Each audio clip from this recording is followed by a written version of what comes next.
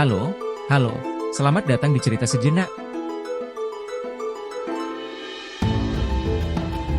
Grigori Rasputin, sang penyihir dari Rusia.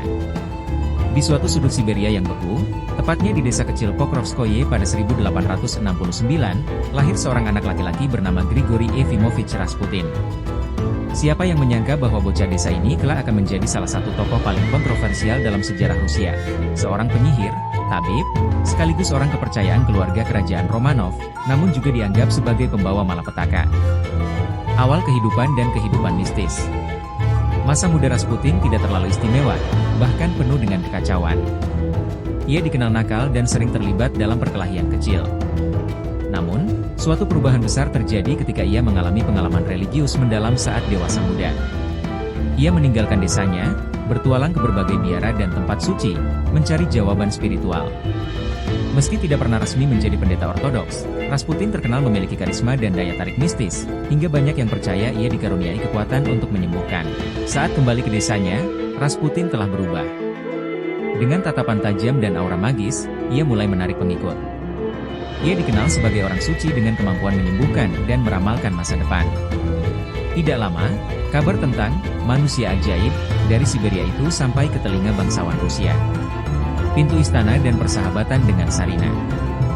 Nasib membawa Rasputin ke Sankt Petersburg, di mana ia pertama kali bertemu dengan Tsar Nicholas II dan istrinya, Tsarina Alexandra.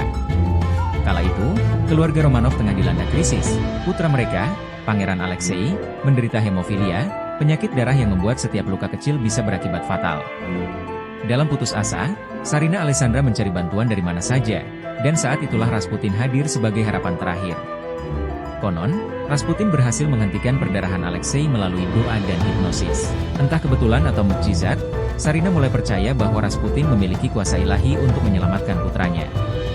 Ia pun diangkat menjadi penasihat pribadi, bahkan dianggap sebagai sahabat keluarga. Namun, kedekatan Rasputin dengan Tsarina Alexandra memancing amarah dan kecemburuan di kalangan bangsawan serta pejabat tinggi. Mereka tidak hanya iri, tetapi juga takut. Mereka percaya bahwa Rasputin memiliki pengaruh buruk atas keputusan Tsar dan Tsarina, terutama di masa-masa genting menjelang revolusi Rusia. Rasputin menjadi simbol korupsi dan dekadensi dalam masyarakat Rusia. Kabar burung menyebar bahwa ia memiliki hubungan terlarang dengan Tsarina. Ia juga sering terlihat mabuk di bar-bar, dan perilakunya yang kasar membuat reputasinya semakin buruk. Namun, setiap kali posisinya terguncang, Tsarina dengan gigih melindunginya. Bagi Alexandra, Rasputin bukan hanya seorang sahabat, tetapi juga penyelamat keluarganya. Selama Perang Dunia Pertama, Tsar Nicholas II meninggalkan istana untuk memimpin pasukannya di garis depan, meninggalkan pemerintahan di tangan Tsarina. Alexandra, yang sangat bergantung pada Rasputin, mulai membuat keputusan atas nasihatnya. Keputusan-keputusan yang buruk semakin membuat rakyat dan pejabat tinggi murka.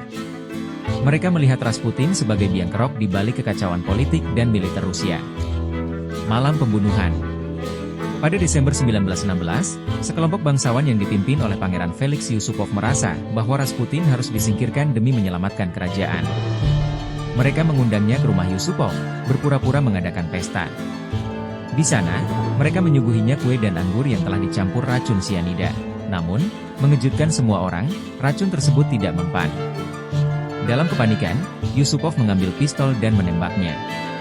Rasputin terjatuh, namun saat para pembunuh berusaha mengurus jasadnya, Rasputin tiba-tiba bangkit dan mencoba melarikan diri. Ia ditembak kembali, beberapa kali, dan akhirnya mereka membungkus tubuhnya dengan kain sebelum membuangnya ke sungai Neva yang beku. Ketika jasadnya ditemukan beberapa hari kemudian, legenda pun lahir.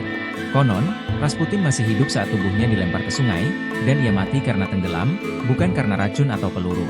Pembunuhan Rasputin tidak menyelamatkan dinasti Romanov. Tak lama setelah kematiannya, revolusi Rusia pecah, dan keluarga Tsar dijatuhkan dari tahta. Tsar Nicholas II dan keluarganya akhirnya dieksekusi oleh kaum Bolshevik pada 1918.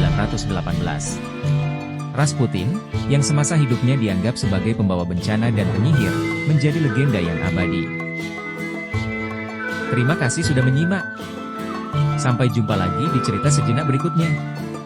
Jangan lupa like, share dan subscribe.